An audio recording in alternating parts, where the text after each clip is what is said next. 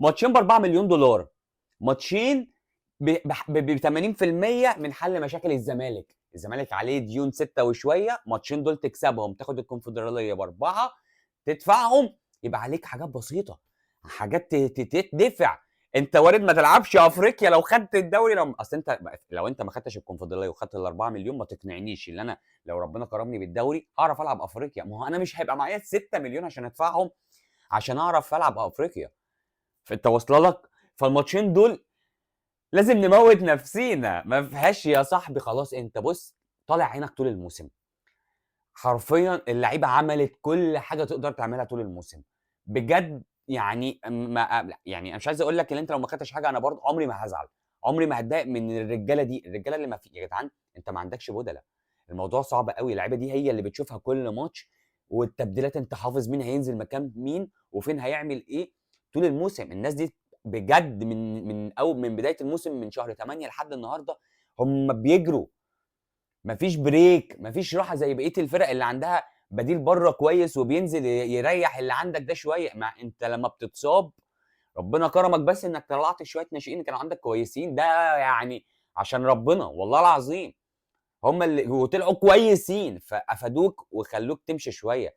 لكن في وقت بقى الخبره قوي، نهائي دوري، نهائي كونفدراليه، نهائي معرفش ايه، لا انت كنت محتاج ان يبقى عندك لعيبه خبره كبديل.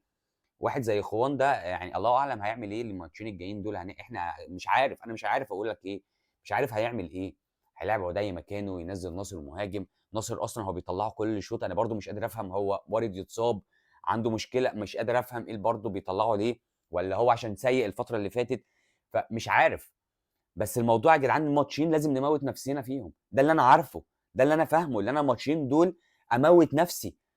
مش يومي العب السهل، العب السهل يا صاحبي، باصي طق طق طق نباصي نخلص، خلص كوره، ما تقعدش الكوره في رجلك كتير عشان ما حدش يخبطك. انت مش محتاج اصابات خالص الفتره دي، مشي يا صاحبي كوره. على فكره انت لازم تبقى عامل للفريق ده حساب، وحساب قوي بيلعب في ملعبه في الجزائر وليه جمهور، بس اوعى تنسى انت مين.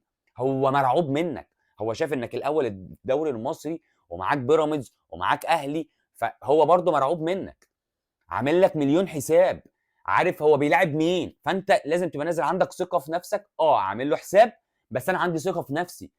ربنا يكرمك انت يعني اللي انت تلعب على جون تجيب جون، عادي جدا انك تجيب جون يعني احنا الحمد لله الزمالك الفتره اللي فاتت دي فعلا بيكسب بره ارضه، فعادي ان انا اجيب جون زي ما عملتها في شباب بلوزداد، بيجي هنا يريحك بقى، ارتاح، ببقى جاي هنا حتى لو خسران 2-1 بعد الشر، يعني الشر يا رب يا رب يا رب من